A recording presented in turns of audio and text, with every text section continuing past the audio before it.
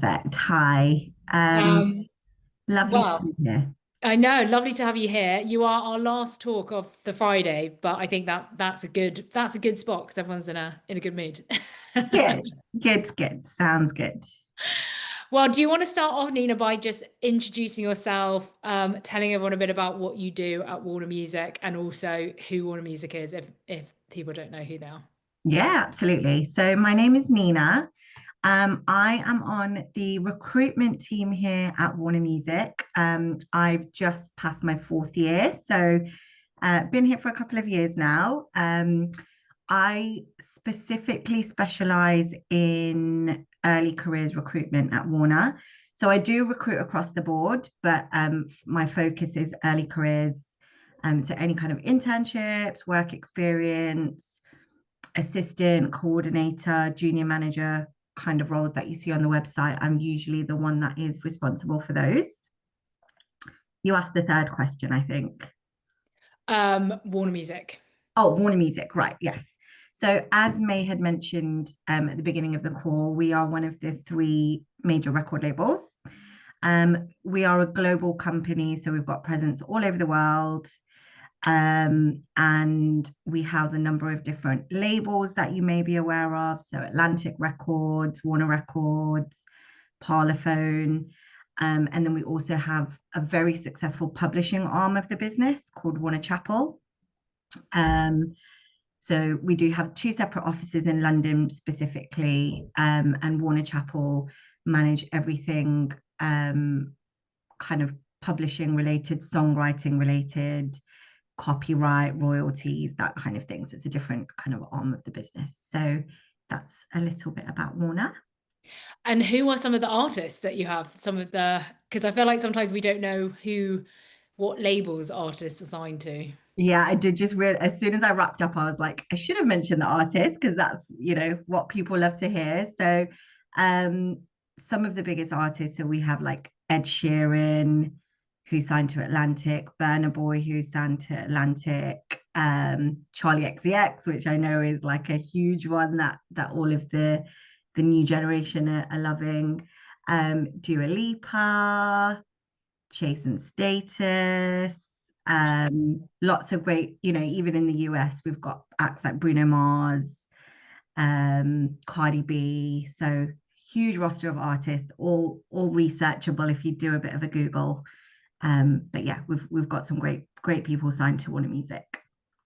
And what does that mean? Like if we take Dua Lipa as an example, what does a record label do? Like how, I think if you take it back to basics. Yeah, absolutely. So Dua Lipa is actually a really great example because she's somebody that was found through Warner Music, so through one of our A&Rs here at Warner Music, and has been nurtured kind of from the beginning. So when an artist is identified, so, such as Dua Lipa and signs with Warner, we are then responsible for everything. So it will be, from developing her sound, um, producing the music, marketing her music, um, tours, all of that kind of thing. Once an artist signs with Warner Music, our teams here are responsible for the whole, full life cycle of an artist's career. So a lot of the roles that we are hiring for on our website, like marketing manager or marketing assistant, like a lot of these roles will have a roster. Um, and if you get a role at Warner Music as a marketing assistant, for example, Dua Lipa could be on your roster. So you may be then, Oh, helping with marketing campaigns, social media, that kind of thing. I see. Okay, so you kind of have, I guess, clients. I guess your list of clients could be Dua Lipa. Obviously you don't have much say in that. It's like a You'll be told, I mean, you would be told during kind of the interview, a lot of the time you would be told early on in a process or during the interview process, like this is what your roster might be. But you might not necessarily know from applying. Yeah. Okay. And what are some of the roles that people might not know about that are, again, helping Dua Lipa, like using her as she's a good example. But people might know about the marketing, may have heard of A&R, which is like the most popular one, which is where people scout for new artists. Is there any other roles that you want to highlight that maybe people don't know about? Yeah, we actually have with the industry and the world changing so much, with kind of like the rise of AI and tech. There's actually a lot of new roles that are coming up in the music industry, and I'll be the first to admit they're really new. So we're still learning about them. Um, but you know, there's new roles such as like community assistant or viral marketing assistant, which are now more targeted at, you know, larger fan groups of these artists and managing those communities. So Dua Lipa, for example, I should probably know. I'm sure there's a name for her fans, which I should probably know. I But I actually mean, don't know. 50s is the Yeah. obvious example. So, you know, we've got roles now that are kind of managing those big communities of fans, which are newer roles in the industry. But then more traditional roles, you know, there's just so many in the music industry, and I think people do go to the obvious ones such as marketing and A&R, but you know, there's data roles, for example, where people can come in and analyze the trends in certain artists' music, and you know where they're doing better and where they're not, and that's so helpful for an artist in terms of direction. You know, there's more creative roles where they may be doing social media stuff for the artists, so you know, managing like certain social media pages or posts. There's that I would just really encourage people to do their research because there's so many roles out there. I wouldn't even know where to start. But there are loads, and try not to just pigeonhole yourself into like marketing and A&R because they're the ones that you know about. There may be other roles out there that your skills align to way better. So just be open to that. The one team that I learned about through you guys is the global catalog team, Yes. which I won't explain. You can explain that. Yes, absolutely. So two really great teams, who some people are really familiar with, but a lot of people don't know about, are Global Catalog and Sync. So Global Catalog are a really cool team, especially if you're into like, I don't know, older music. Yes. Classics. Classics, yes. If you're into like your Fleetwood, do you know what? To be fair, Global Catalog, and I'm only just learning this in the last year or two, but it doesn't have to be that old. So it's anything over 2 years old. So any music that is over 2 years old, this team are responsible for keeping the music alive. So if we take like Fleetwood Mac, for example, they may have like an album and a 30-year album anniversary coming up, which is a perfect example to then market their music again and promote something and bring them back to the forefront.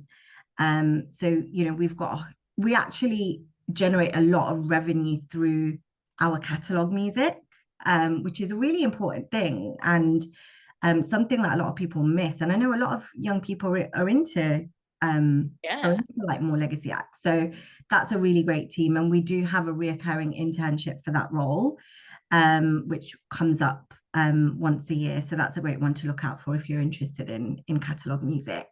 And then Sync is another really great one. So the Sync team are basically responsible for placing our music over TV adverts or scenes in a movie, for example. So Netflix might come to Warner Music and say, we've got this scene in this movie or this TV show.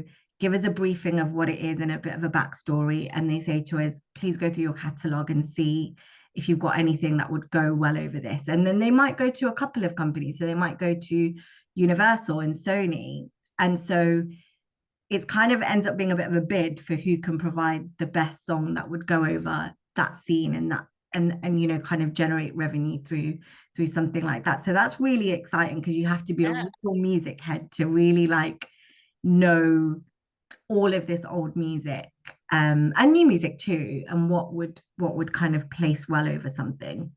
And Fleetwood Mac would only be signed to one label. So that, you know, it's not Universal and Sony and Warner. Oh, we're getting into complicated Oh, okay, okay. We won't go down. We won't territory. go down that. But no, that's interesting. I mean, I always think of Fleetwood Mac of that. Wasn't there an advert with a dog on the skateboard? Yeah, that was Yeah, classic. So yeah. yeah, I can see how that music choice was perfect. And also, just to mention on the sync side of things, like our Warner Music team was responsible for like probably one of the biggest sync placements in the last couple of years. The Stranger Things, Kate Bush. Oh, Yes. So Kate Bush is a Warner signed artist. And so that was a really big thing for us really with, cool. yeah. That definitely had a comeback. Yes, absolutely. It was huge. So yeah. Yeah, okay, so that's so. And when you hear a song then, so say if you heard Kate Bush on Stranger Things, are you getting paid every time the song is played, or is that it doesn't really work like that? I believe so. I believe so. Oh, wow. Okay. We've got various, and this is like another role in the music industry that a lot of people don't know about, but we've got various, we call them royalties teams. Mm. So they are responsible for making sure that everybody is paid correctly and on time. And that is based on plays of music. So whether that be on radio, all legal plays, obviously there will be illegal plays that we're not able to always manage, but all legal plays have to be registered. So if something has been played on the radio, or if it's been played on ITV 10 times that day, like everything has to be registered. Every time you hear a song on the radio, they're getting paid. Yes. So Christmas songs will be getting a payout every Christmas. That's why Mariah Carey is Wow. yeah. And do you know roughly how much? Like, is it pennies, pounds, hundreds of pounds? Now I probably wouldn't be able to tell No. you. Okay. the- Yeah. No, I'd be the- so interested. Okay. That's so interesting. Didn't know that. Yeah. Um, well, we digress into more of the like the things I'm interested in into the music industry. But tell us then a bit about obviously you see applications all the time, Nina. It's so competitive getting into the music industry, especially record labels. So do you have any advice to young people, or like what are the things that the mistakes that you keep seeing? What do you want to shout out to people who are early careers and applying for stuff? Yeah, I understand. I know it is hard to get in the industry. I often see like, young people really trying and reaching out, often. And I do understand that it's hard. I think some advice that I would give you is be really curious and open to different roles in the music industry, because as we've just mentioned, there are so many more out there, and you may not realize at this stage in your career that you've got skills that probably align better. So really do your research and have a look what's out there. And if there's a role on the website that you think, oh, I don't know what that is, don't just pass it by. Open it up, read the job description, because you may surprise yourself and be like, oh, actually, like I've got great transferable skills for that role, or I've got a keen interest in that. Titles can sometimes be a bit confusing. We try and make them as clear as possible, but don't just go by the title. Open up the job description, be curious, learn about that role if you don't understand what it is. So I think that's a really big one. But don't also just apply for everything and anything and not be clear that you don't know about the role. So research, look at different roles, but make sure when you're applying that it comes across as you do know what you're talking about. Absolutely. If I could give you a pound for the every time I open an application, that is something that is a particular role, but all there is on the CV is like A&R marketing. And it's like, you clearly are not interested in this particular role. And that doesn't mean tailor your CV just so that it reflects that role. Like, don't do that, because yes, the application may look great, your CV may look great, and it may look like it matches, but we screen every single candidate that we put forward to a hiring manager. I do, like, I have a conversation with every single candidate. So I'll be able to tell quite quickly if you have a genuine interest in that role or not. So as you said, May, like really great advice. Like, please only apply if you have a genuine interest. And don't apply for jobs without tailoring your CV to that role, because, you know, the amount of times we see the wrong experience, or, you know, experience that's not relevant. And also, I just want to add, like, you may have lots of marketing experience or lots of social media experience, but you may be really interested in a role in something different. That's fine, but just be very clear on your CV about that. Like, make it clear that this is the role that you're applying for, and you understand that lots of your, it might mean a cover letter, like explaining that, you know, you realize that your experience is in this, but actually you have this keen interest or this experience in this role, and this is why you're applying. Don't just blanket apply, as you said. Because you're getting a lot more applications now because of AI. Is that right?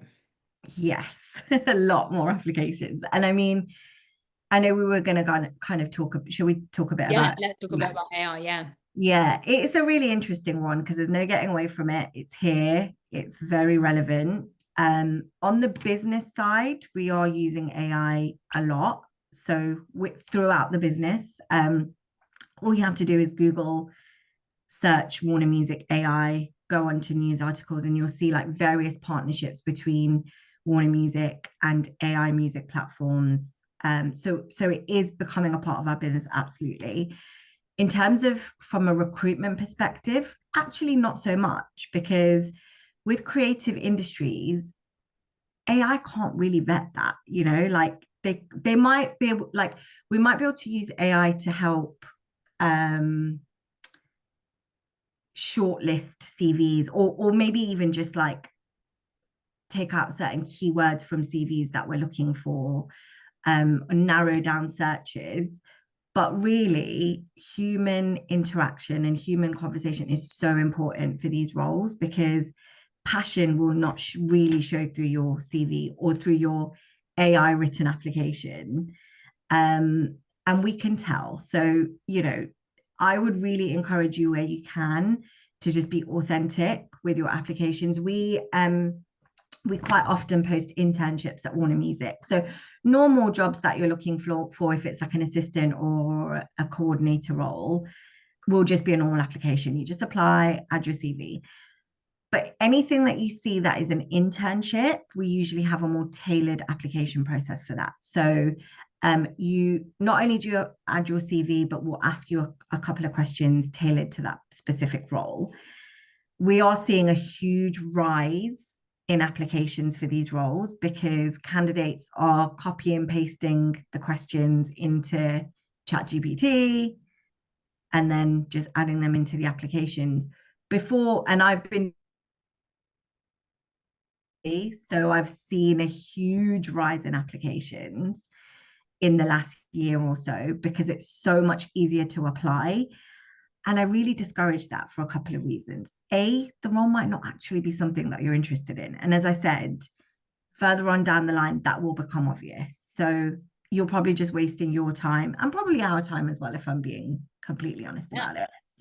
And we do screen for, because a lot of hiring managers at this level, it's so competitive, and there's so many amazing candidates out there that would just love this opportunity, that hiring managers are quite particular about whether candidates have used AI for their answers. So that is actually something that we screen for, and we'll know if you've used AI to answer these questions.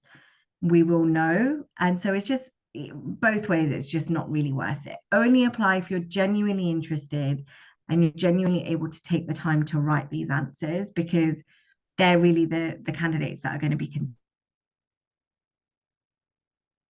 Oh, I think you've just cut out, Nina. Oh, you're back. Sorry, you just cut out. No worries, I got you. No, you were basically, you actually did make your point. So yeah, you were saying that it is obvious when you use AI and apply for the roles that you genuinely are passionate about. Yes. Well, we've run out of time, Nina. It's gone so quickly. I guess, is there any last tips or tricks when it does come to I guess any advice that you wish you knew when you were younger, or anything around maybe gaining experience if you don't have, if you're finding it quite hard, what experience do you like seeing on a CV? So one huge piece of advice I would give is, and I speak to so many young people who'll say, "Can you look over my CV?" And I'll look over their CV, and then I'll have a conversation with them, and they've done all of these amazing other things that they've not included on their CV, and they think are small things, like they might have helped an artist with their social media, or they might have done 2 weeks at Sony Music as a bit of work experience and haven't included, like, include everything on your CV, especially if you're finding it hard to find a full-time role in music, but you're doing lots of little bits. Like, that's okay. We just want to see that you clearly are interested and you're grafting, because it's a hard industry. And so, we want to see that you're trying things outside of a 9 to 5. That goes a really long way. You might be hosting a radio show, you might be like putting events together with Volunteering. your friends, volunteering, like whatever it is, throw it onto your CV. It, at this stage in your career, it really matters. And I guess one piece of advice I'd give that I wish I'd had when I was growing up was, it's okay to try different things at this stage in your career. Don't be ashamed. Like, I graduated in media and I was working roles that I really felt like I shouldn't be working. And I was a little bit ashamed. I was like, why am I doing these jobs if I've graduated in media? But actually, looking back a very long time ago, I can see that each of those roles helped me to land the next role, which ultimately helped me to get to the place that I am now. And this is the place that I'm supposed to be. So don't be ashamed. Like, just, if it's going to help you, if it's going to give you transferable skills, teach you new industries, teach you new ways of working, like, don't be ashamed. Don't say no. Like, try it. You never know where it might lead. um so yeah, that's the advice that I would give. Yeah, I love that. I love that, saying what you said. Like, use that role to help you get the next role and the next role and the next role and the next role, and then you'll look back. Yeah, That's really good advice. Well, thank you so much, Nina. We won't keep you any longer. Have an amazing weekend. And that was super, super useful. So, yes, hopefully see you soon, Nina. thank Thanks. you. See you Bye. soon. Bye.